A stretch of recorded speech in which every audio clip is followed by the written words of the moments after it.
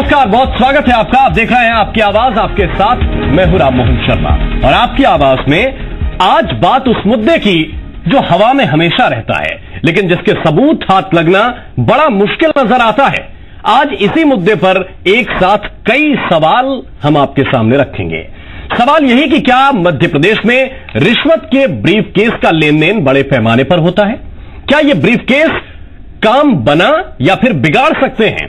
क्या प्रशासनिक फैसलों पर भी ये ब्रीफ केस बड़ा असर डालते हैं? और क्या कोई भी किसी भी मंत्री तक, किसी भी नेता तक बड़ी ही आसानी से घूस के ये ब्रीफ केस पहुंचा सकता है?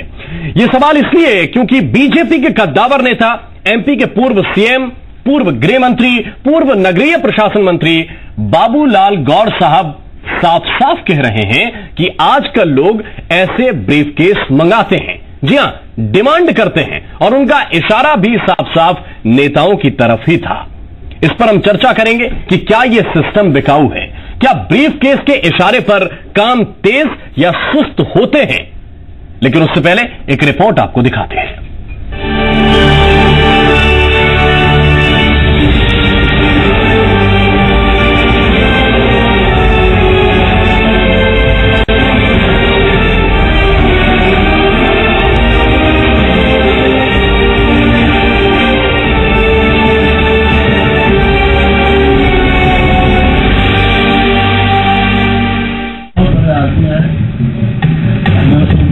गौर साहब ने जब से गद्दी छोड़ी है तब से सरकार के सामने एक ऐसी मिसाइल की तरह है जो अनकंट्रोल है। मौजूदा वक्त में एमपी के सबसे सीनियर लीडर के फायर बीजेपी को लगातार घायल कर रहे हैं। चाहे वो मेट्रो की सुस्त रफ्तार पर सवाल हो, किसानों की खुदकुशी का मुद्दा हो, नर्मदा सेवा यात्रा का क्रेडिट या फिर विधानसभा में सरकार पर सवाल रैपिड। हर बार गौर के बयान सरकार और पार्टी को असहज करते रहे हैं। और इस बार तो गौर साहब ब्रीफ केस बम के साथ तैयार थे। बहुत बड़े आदमी है, मैं उसको से लगा ब्रीफ केस लेकर आए कि काम आएगा। जरा दो तारुफ के लिए है। मेरे पास ये आदत पटवा जी का है, फिर पटवाजी ने भेजा भेजा। मैंने बात की, कह रहे कि मैंने भेजा जरूर है, तो ये सब कुछ स्वयं अपना लाना है। मेरे क्या ब्रीफ केस है, इसमें ये क्या क्लास करो, मेरे को वापस कर दूंगा। तुम क्या करना ब्रीफ केस? ये कल्पना आप कर सकते हैं? आज मेरे को लोग मजा आते हैं। सुना आपने, मध्य प्रदेश के पूर्व सीएम और कई विभागों के मंत्री रह चुके गौर अपना तजुर्बा बयां कर रहे हैं कि उनके पास अतिक्रमण पर चलता बुलडोजर रुकवाने के लिए रुपयों का ब्रीफ केस भिजवाया गया, लेकिन वो ब्रीफ केस उन्होंने लौटा दिया। लेकिन आजकल तो लोग ब्रीफ केस मंगाते हैं। एक बार फिर से सुनिए गौर का ये बड़ा खुलासा। बहुत बड़े आदमी है, मैं उसको से लगा ब्रीफ केस लेकर आए कि काम आएगा। जरा दो तारुफ के लिए है। मेरे पास ये आदत पटवा जी का है, तो फिर पटवाजी ने भेजा भेजा। मैंने बात की, कह रहे कि मैंने भेजा जरूर है, तो ये सब कुछ स्वयं अपना लाना है। मेरे क्या ब्रीफ केस है, इसमें ये क्या क्लास करो, मेरे को वापस कर दूंगा। तुम क्या करना ब्रीफ केस? ये कल्पना आप कर सकते हैं? आज के तो लोग मजा आते हैं। बाबूलाल गौर ये भी कह गए कि अगर पूरा राज बेपर्दा हुआ तो कई लोग तकलीफ में आ जाएंगे। कभी अकेले में बताऊंगा, यहाँ कहने में कुछ लोगों को तकलीफ होगी, इसीलिए बताना चाहता। दरअसल बाबूलाल गौर पूर्व मुख्यमंत्री सुंदरलाल पटवा को श्रद्धांजलि के कार्यक्रम में ये बताने की कोशिश कर रहे थे कि पटवा जी के कार्यकाल में किसी की अनुशासनहीन होने की हिम्मत ही नहीं थी। लेकिन इस बात को बताने में बाबूलाल गौर ने पूरे सिस्टम पर ही सवालिया निशान लगा दिया। अब कांग्रेस फिर गौर के बयान के सहारे सरकार पर निशाना लगा रही है। और अब सूटकेस नहीं भी लेके आते हैं तो बुला के उनसे सूटकेस ले लिए जाते हैं, ऐसे ले लिए जाते हैं। ये उन्होंने साफ इंगित किया है। अब ये सरकार को समझना चाहिए कि भ्रष्टाचार को कैसे खत्म करें। स्वयं मुख्यमंत्री से लेकर मंत्रियों को अपना भ्रष्टाचार खत्म करना चाहिए। इसके बाद नीचे तक संदेश जाएगा जब नीचे भ्रष्टाचार खत्म हो पाएगा। उधर बीजेपी बाबूलाल गौर के इस बयान से एक बार फिर असहज है और जवाब भी बाबूलाल गौर के ऊपर ही छोड़ रही है। अब मुझे लगता है ना गौर साहब ने चल रहा है ऐसा कहा तो नहीं है, ना उन्होंने कहीं सूटकेस लेके गए होंगे, ना उनके साथ में किसी मंत्री ने सूटकेस ऐसा लिया होगा। अगर लिया होगा तो गौर साहब बखूबी बता सकते हैं, वही उसके बारे में जानकारी दे सकते हैं। यहाँ कई सवालों के जवाब बाबूलाल गौर को ही देने होंगे।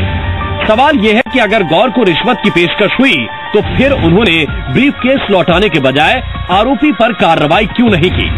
सवाल यह कि क्या ब्रीफकेस में घूस नेताओं तक अक्सर पहुंचाई जाती है। सवाल यह भी कि क्या ये ब्रीफकेस का चलन मौजूदा सियासत की पहचान बन गया है। बाबूलाल गौर आखिर क्यों कह रहे हैं कि आजकल लोग ब्रीफकेस मंगाते हैं।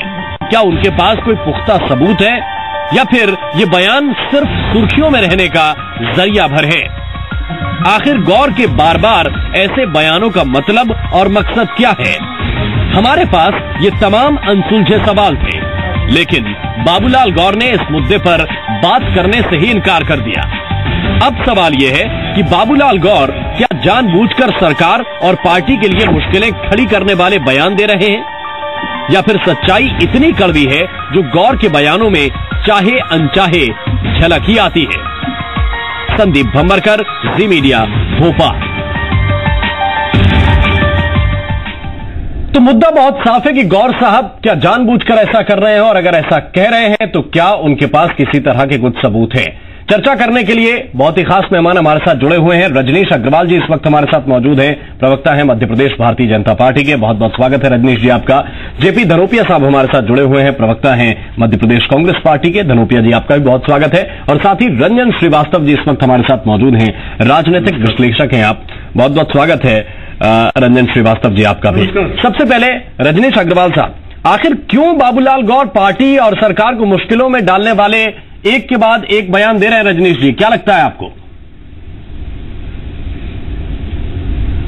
देखिए, इस सवाल का उत्तर तो निसंदेह रूप से कोई दूसरा नहीं दे सकता है। बाबूलाल गौर साहब दे सकते हैं, वरिष्ठ नेता है, उम्रदराज नेता है, तो स्वाभाविक रूप से उनके बहुत सारे अनुभव हैं, इसलिए इन प्रश्नों के उत्तर तो गौर साहब ही दे सकते हैं।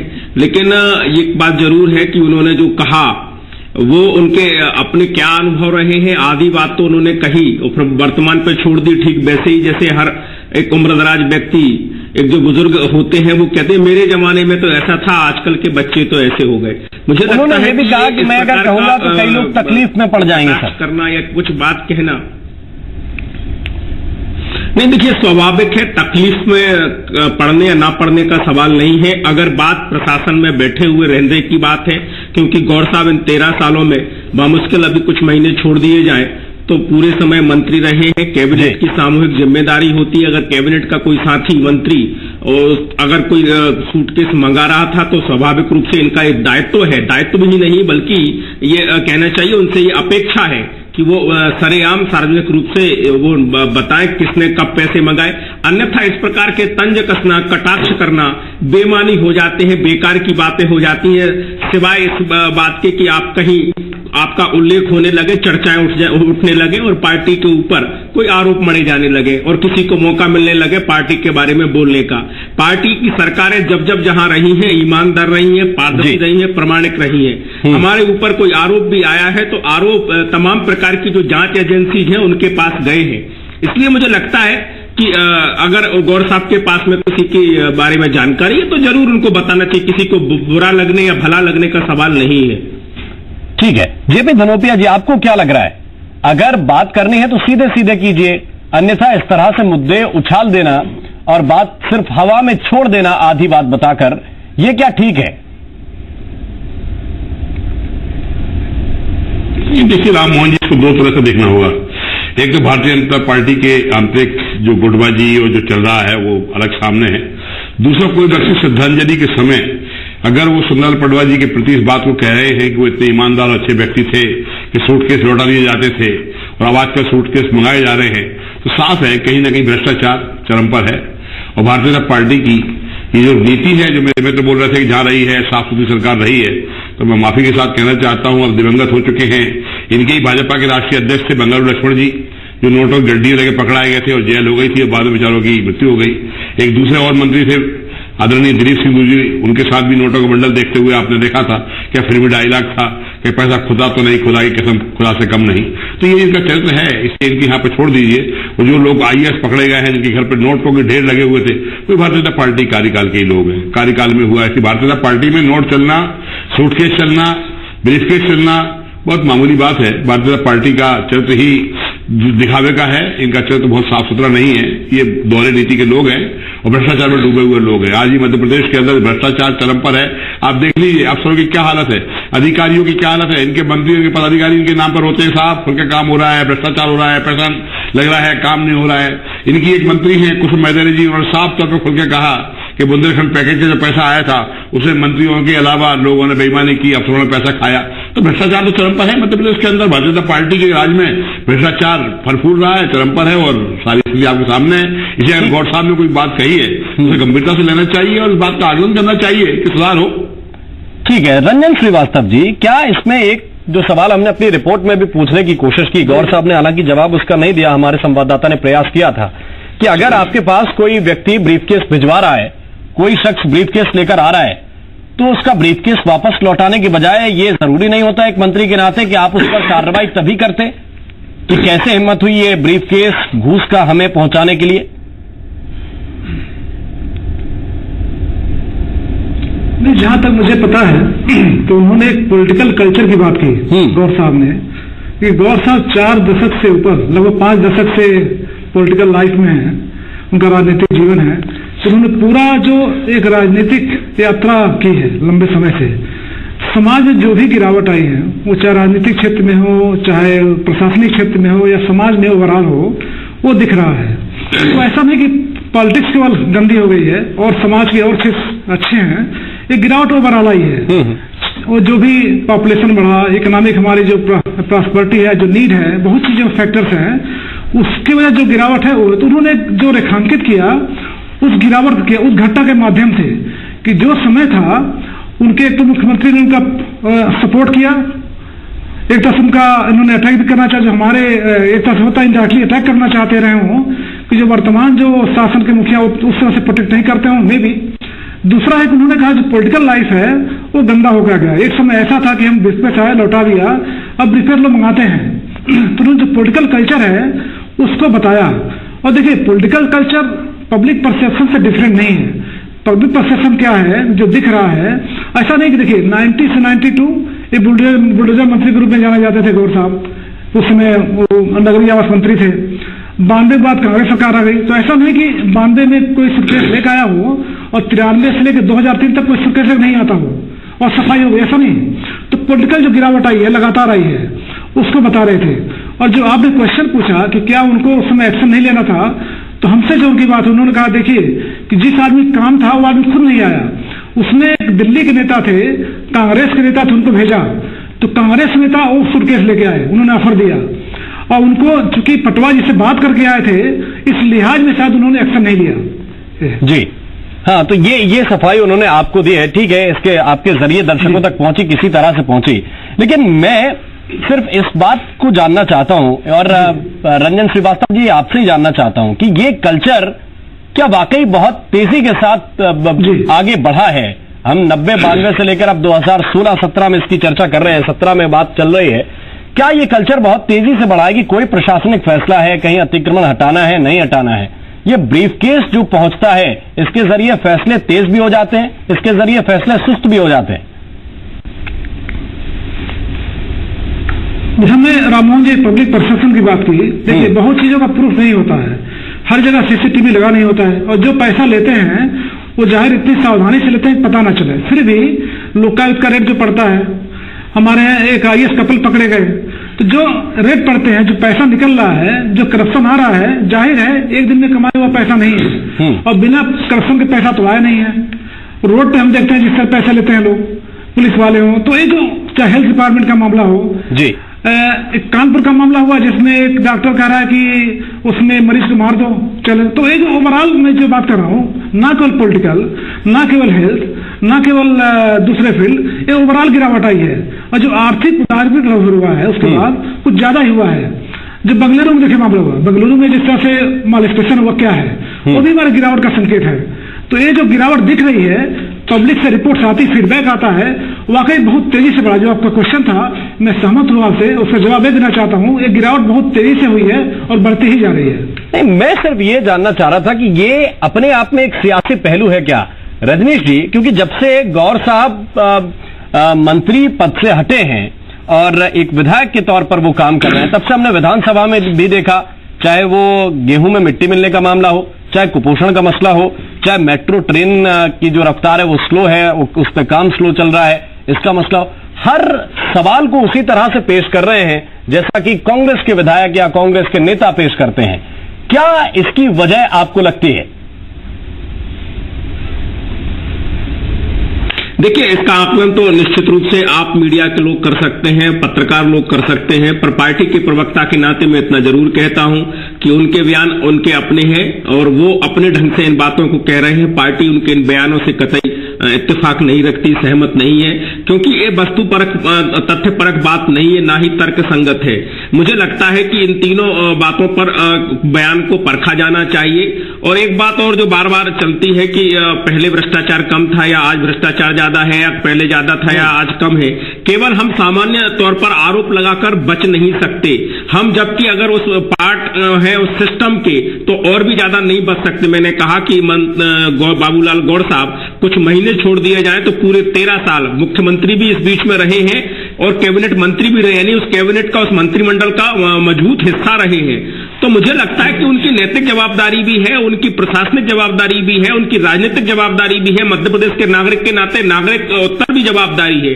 तो इन सब जवाबदारी को देखते हुए बहुत सहजता से आप विषय छोड़ें और विषय को छेड़ने के अलावा उस विषय को छोड़ दें, तो मुझे लगता है ये ठीक बात नहीं, अच्छी बात नहीं है। आज ज्यादा प्रामाणिकता है, पारदर्शिता है, 20-20 कैमरे दौड़ते हैं, कई प्रकार की एजेंसी काम करती है। अगर कहीं दूरंदाज कोई घटना घटती है तो आज पूरे देश में वो घटना दिखाई जाती है, जैसी बेंगलुरु की घटना की बात रंजन जी कह रहे हैं। इसलिए आज आंखें ज्यादा लगी हैं, आज ज्यादा तेजी के साथ में लोगों को परखा जा रहा है, लोगों के बारे में सवाल उठाए जा रहे हैं, चाहे राजनीतिक क्षेत्र में काम करने वाले हों, चाहे अन्य प्रोफेशन के बारे में काम करने वाले लोग हों। आप मीडिया के लोग हैं, आप मीडिया के लोगों के बारे में भी क्या आक्षेप नहीं उठते, सोशल मीडिया पर नहीं लगते? इसलिए आज का समय मुझे लगता है ज्यादा पारदर्शी वाला हो गया है, ज्यादा प्रमाणिक हो गया है, ज्यादा सवाल तेजी के साथ में खड़े होने लगे, उनके उत्तर खोजे जाने लगे। मेरी सिर्फ इतनी कोशिश थी और यही सवाल था कि क्या पार्टी इस बात को गंभीरता से ले रही है, क्योंकि बयान तब से लगातार गौर साहब के दिशा से हटकर हो गए, क्योंकि जब वो मंत्री थे हम लोग उनकी बाइट कलेक्ट करने जाते थे, उनसे सवाल पूछते थे, तो वो लीक पर बयान होते थे, जो एक आम बीजेपी के प्रवक्ता के, आम बीजेपी मंत्री के, नेता के बयान होते थे। लेकिन क्या पार्टी इसको गंभीरता से ले रही है जिस तरह के बयानों में बदलाव आया है? पार्टी केवल गौर साहब के बयानों को नहीं, कोई भी कार्यकर्ता जब इस प्रकार की कोई बयानबाजी करता है तो पार्टी के संज्ञान में होता है, पार्टी के नेतृत्व में के ध्यान में होता है। न केवल प्रदेश स्तर के बल्कि राष्ट्रीय स्तर का भी जो नेतृत्व होता है उसके ध्यान में इस प्रकार के मसले आते हैं। इसलिए स्वाभाविक है समय समय पर जिस प्रकार का अपना रवैया रखना है पार्टी को, वो पार्टी अपने हिसाब से उसका रवैया रखती है। जेपी धनोपिया साहब, ये बहुत अहम बात है कि एक नेता, सीनियर लीडर, आपको क्या लग रहा है कि क्या पार्टी लाइन तब तक होती है जब तक आपके पास मंत्री पद हो और उसके बाद पार्टी लाइन के खिलाफ आप जाकर बोले? और इस तरह के बयान जो अधूरे हैं, मैंने ये शुरुआत में भी कहा कि अगर आपको कहना है तो आप खुलकर कहिए, वरना इतने सीनियर लीडर हैं, आपको पता है कि इस बयान का क्या मतलब मीडिया में निकाला जाएगा और आम चर्चा में निकाला जाएगा। देखिए राम मोहन जी, वास्तविकता यह है कि बाबूलाल गौड़ जी बहुत ही वरिष्ठ मंत्री रहे हैं, चीफ मिनिस्टर रहे हैं और बहुत पुराने भाजपा के नेता हैं। उनके मन में अगर दर्द है तो उसकी हमें कदर करना चाहिए, उसका सम्मान करना चाहिए और ये मालूम करना चाहिए वास्तविक स्थिति क्या है, वास्तविकता क्या है। जहां तक मध्य प्रदेश में भ्रष्टाचार का आलम है तो आप देख चुके हैं कि व्यापम जैसा ऐसा बड़ा घोटाला हुआ है, लाखों लाख बच्चों के वर्ष को चौपट कर दिया और हजारों करोड़ रुपए का भ्रष्टाचार उसमें हुआ और लोग कई तो बेचारे मौत के शिकार तक हो गए। तो भ्रष्टाचार तो मध्य प्रदेश में है, सबको दिख रहा है। और रहा सवाल बाबूलाल गौर जी के बारे में, पार्टी कुछ नहीं कर सकती। अकेले बाबूलाल गौर एक ऐसे व्यक्ति नजर आते हैं मेरे भाजपा में जो शायद ईमानदार है या नहीं, ये तो सर्टिफिकेट नहीं दे सकता मैं, लेकिन इतना कह सकता हूं साहस है कि उन्होंने अपनी संपत्ति का विवरण इनके राष्ट्रीय अध्यक्ष अमित शाह को भेज दिया। इनके अलावा कोई भी मध्य प्रदेश का विधायक, सांसद और मंत्री ऐसा दमदार नहीं निकला जिसने अपनी संपत्ति को बता दी होती। तो इसलिए इन लोगों के मन में तो चोर है। बाबूलाल गौर जी के लोग कुछ नहीं कर सकते। बाबूलाल गौर सच बोलने के लिए जाने जाते हैं, लेकिन मेरी फिर भी आग्रह है बाबूलाल गौर से भी कम से कम पार्टी से बड़ा राष्ट्र होता है और राष्ट्र में उनको बताना चाहिए कि भारतीय जनता पार्टी वो कौन से बेईमान लोग हैं जो ब्रीफ बनाते हैं, भ्रष्टाचार करते हैं। अगर वो ये बताएं तो सम्मान करने के लिए। रजनीश जी एक आखिरी जवाब। देखिए, मैंने तो अब बिल्कुल वही बात कही है कि पूरी बात कहना चाहिए क्योंकि उनकी जिम्मेदारी बनती है, लेकिन ये भ्रष्टाचार और तमाम चीजें तो कांग्रेस क्या कर रही है भैया? 13 साल से विपक्ष में है, आपके पास कोई तथ्य नहीं है, कोई बात नहीं है, न्यायालयों में जाते हो, वहां से फिर वापस बहरंग लौटा दिए जाते हैं। व्यापम का मसला कह रहे हैं, व्यापम में सीबीआई जांच कर रही है, सुप्रीम कोर्ट ने मामला देखा, फैसला सबके क्या हो रही है। और मुझे लगता है कि केवल जनता स्वीकार नहीं करती, अगर कोई घोटाला किया है तो आप बताइए घोटाले में कौन दोषी न्यायालय ने पाया है, एजेंसी ने मंत्री को दोषी पाया है, ठहराए जाते हैं। राहुल गांधी और सोनिया गांधी 5,000 करोड़ के मीटिंग में जमानत पर हो रहा है, तो ज्ञान दे रहे हैं भ्रष्टाचार पर मध्य प्रदेश में पार्टी की सरकार बेकार की बातें हैं। ठीक है सर, बहुत बहुत धन्यवाद, बहुत बहुत शुक्रिया। हमारे पास समय इतना ही है। बहुत बहुत धन्यवाद आप सभी मेहमानों का इस चर्चा में शरीक होने के लिए। कुल मिलाकर गौर साहब ने मुद्दा तो उछाल दिया, हम फिर वही सवाल पूछ रहे हैं कि क्या ये सुर्खियों में रहने वाला एक बयानबाजी है या फिर जो ब्रीफ केस के चलन का आम परसेप्शन आम जनता के बीच है उसको लेकर किसी तरह के कुछ सबूत भी बाबूलाल गौर के पास है, और अगर है तो कम से कम वो उन्हें लोगों के सामने रखने चाहिए। आपकी आवाज में वक्त एक छोटे से ब्रेक का, तुरंत हाजिर होते हैं एक और नए मुद्दे के साथ।